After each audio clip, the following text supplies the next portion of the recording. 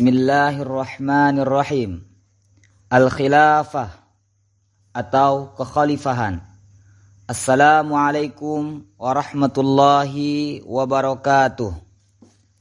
Khilafatul muslimin merupakan wujud kesatuan umat Islam sedunia sebagai sistem kesatuan global kaum muslimin sedunia dalam membawa visi dan misi global rahmatan lil alamin. Allah berfirman, "Wa ma arsalnaka illa rahmatan lil alamin." Dan tidaklah kami mengutusmu kecuali untuk membuktikan kasih sayang terhadap alam semesta. Quran Surat Al-Anbiya ayat 107. Misi global ini dimaklumatkan kembali pada tahun 1997 demi terbentuknya pelaksanaan amal soleh sesuai dengan perintah Allah dan Rasul-Nya dalam kesatuan yang telah dipraktekkan oleh orang-orang yang mengaku beriman sejak dahulu kala. Sesuai perintah Allah dan Rasul-Nya, seperti salat tidak perlu izin, shaum Ramadan juga tidak perlu izin, maka wajib bersatu pun tidak perlu izin.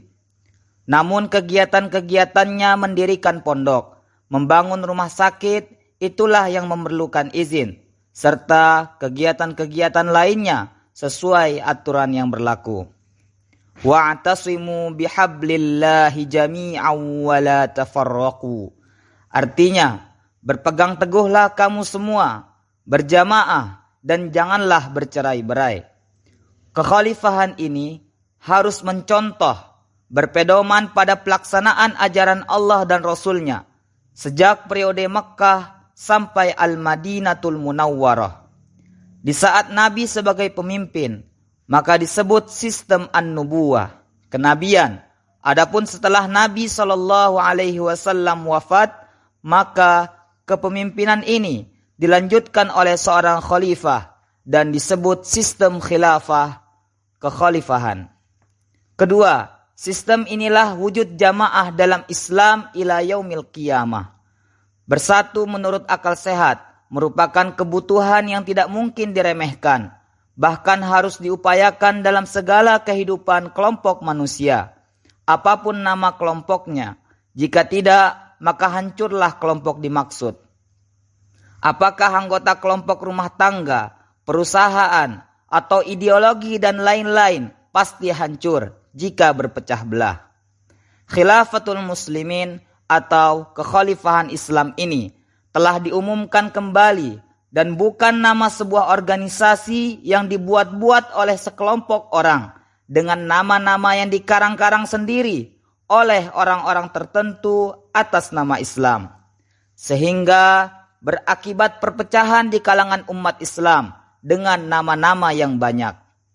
Karena bersatu adalah wajib hukumnya menurut ajaran Islam, maka mustahil cara bersatu itu dikarang-karang sendiri. Sementara cara tidur dan bangun serta masuk toilet pun sudah diterangkan caranya, tidak bisa dikarang-karang sendiri. Karena Islam telah sempurna.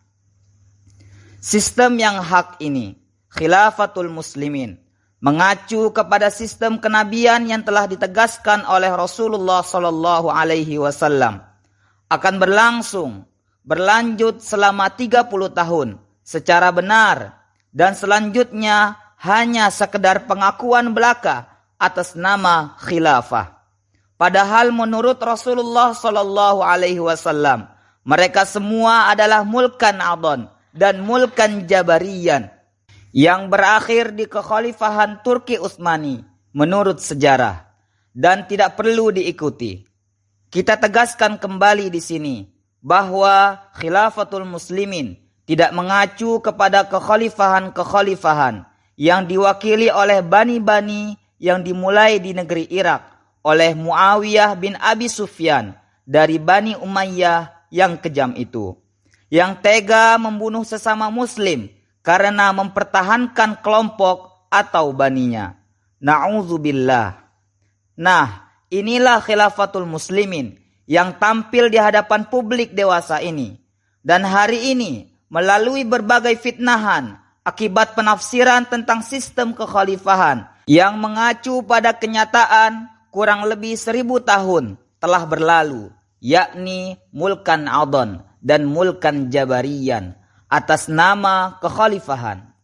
Kiranya cukup jelas bahwa khilafatul muslimin yang telah dimaklumatkan sejak 1997 merupakan kekhalifahan yang mengacu kepada kekhalifahan menurut Rasulullah Sallallahu Alaihi Wasallam yang benar hanya 30 tahun dan dipelopori oleh Al-Khulafa'ur Rasyidun Al-Mahdiyun yang telah berakhir di negeri Al-Madinatul Munawwarah, di mana secara keliru dinilai oleh kebanyakan kaum muslimin sebagai negara Islam yang pertama di muka bumi.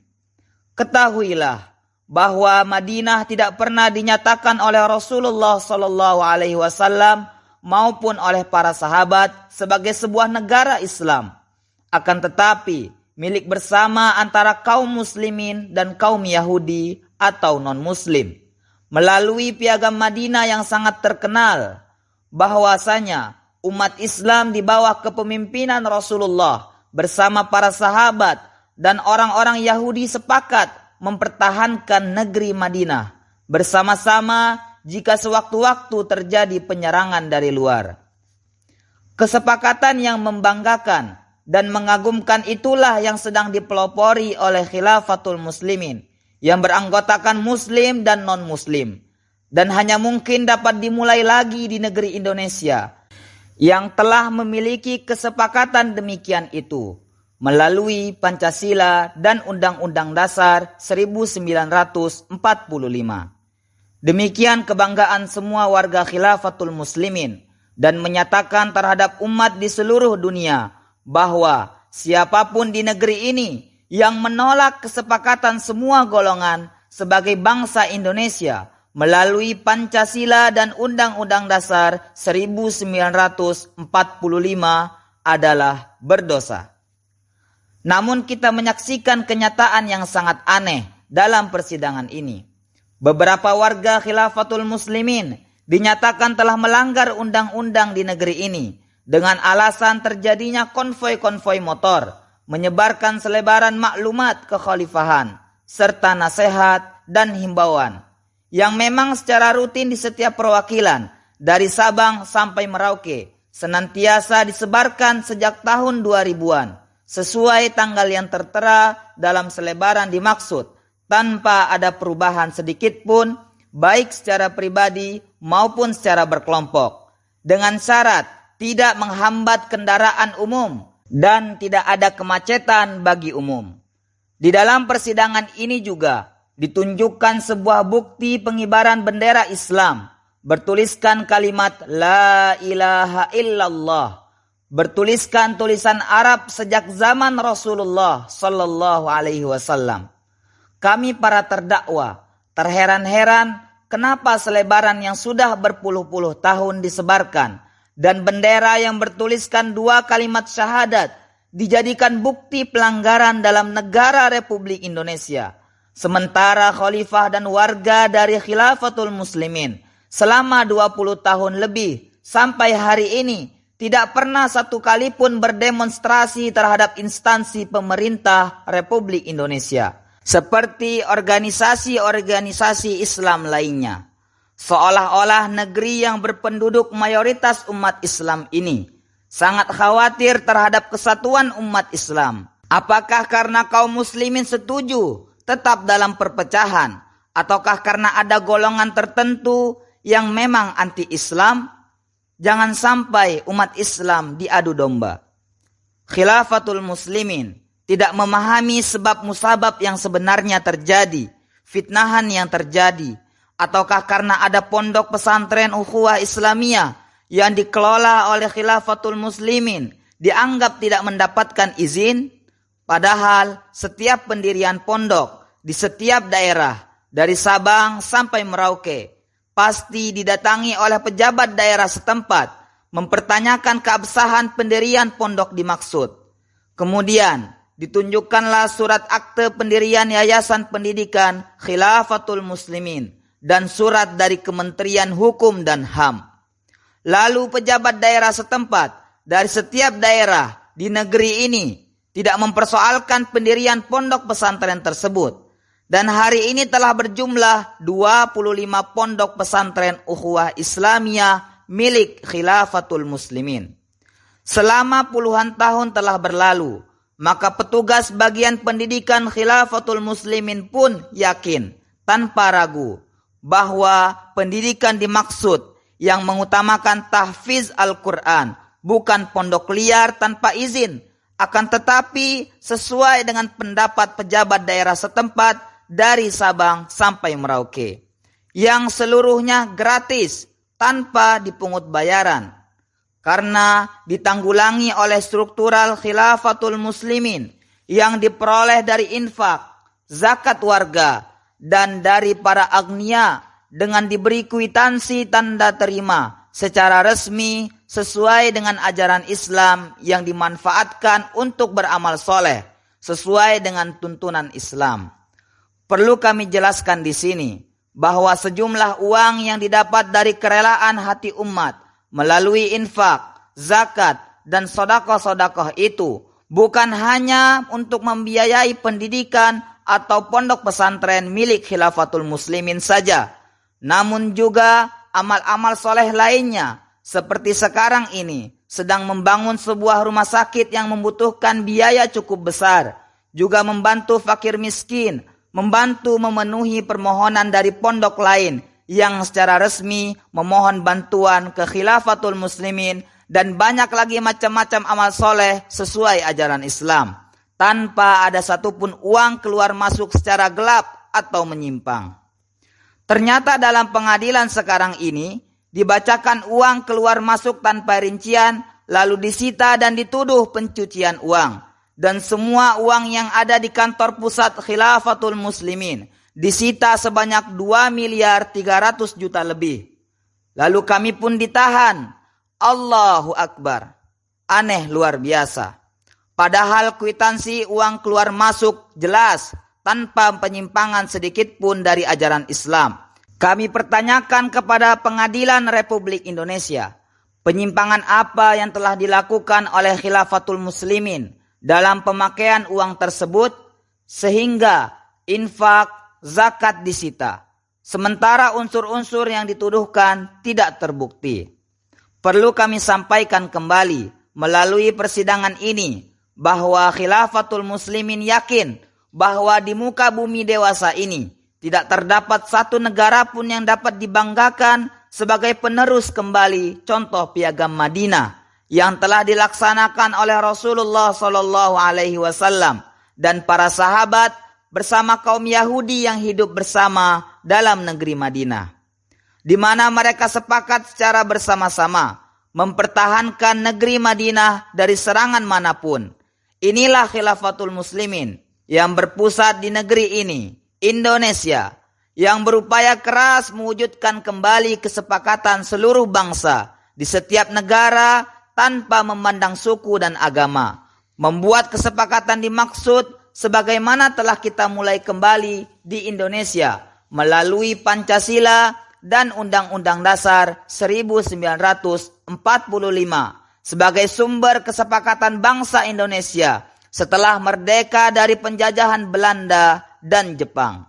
Karena itulah, maka panitia syiar Khilafatul Muslimin tahun ini telah menyebarkan spanduk yang berjudul Indonesia, Pelopor Kesatuan Umat Islam Sedunia, sebagai suatu kebanggaan bagi Republik Indonesia terhadap seluruh dunia.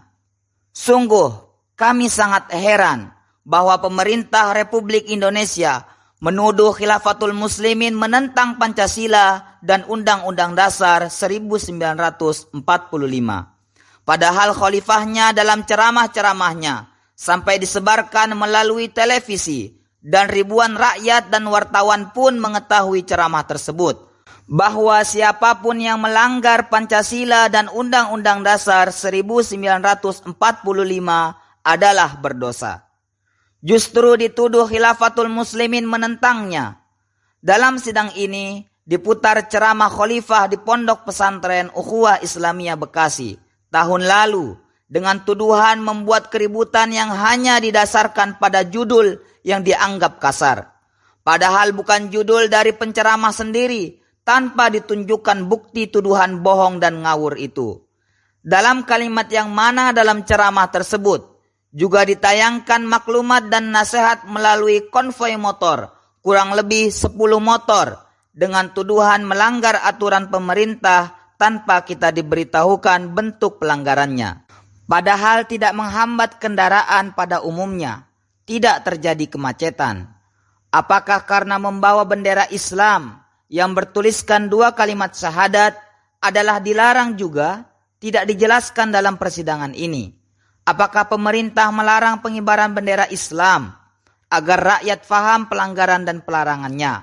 Walhasil, kami seluruh warga Khilafatul Muslimin menganggap aneh dengan tuduhan-tuduhan yang tanpa dasar ini. Kenapa tuduhan-tuduhan palsu dan kejam dalam BAP penyidik yang direkayasa itu tidak dibuktikan kebenarannya dalam persidangan ini, kecuali hanya diperlihatkan tayangan gambar bendera Islam, gambar maklumat dan himbauan, gambar orang-orang naik motor, sementara gambar atau foto pelanggaran atau bukti pelanggaran tidak dapat ditunjukkan.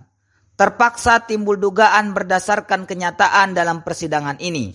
Apakah negeri yang berpenduduk mayoritas kaum muslimin ini terdapat golongan tertentu yang anti-Islam? Ataukah penyidiknya yang jahat dan zalim? Ataukah umat Islam itu sendiri memang belum memahami kesempurnaan ajaran yang rahmatan lil alamin? Wallahu a'lam bissawab. Tapi masih ada majelis hakim yang kita harapkan keadilannya. Semoga Allah Subhanahu wa taala merestui dan membalasnya. Amin.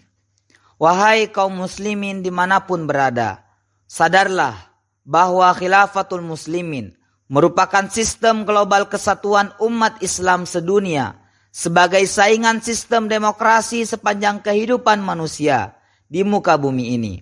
Dengan perbedaan sikap penganutnya yang sangat menyolok. Penganut sistem demokrasi tidak berbuat jahat karena takut pada penguasa seperti korupsi, menipu, dan lain-lain, dan takut masuk penjara.